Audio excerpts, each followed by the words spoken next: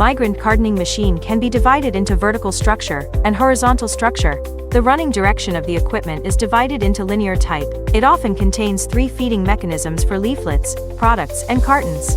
The whole cartoning process can be divided into mainly 3 steps: carton forming, filling, and closing. The sealing way can be divided into glue spraying, flap inserting, and bottom buckling.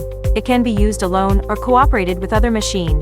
In Migrant, we can customize cartoning machine with different functions as your requirements. Also integrate upstream and downstream machines to form complete production line. Get the solution? Please contact me.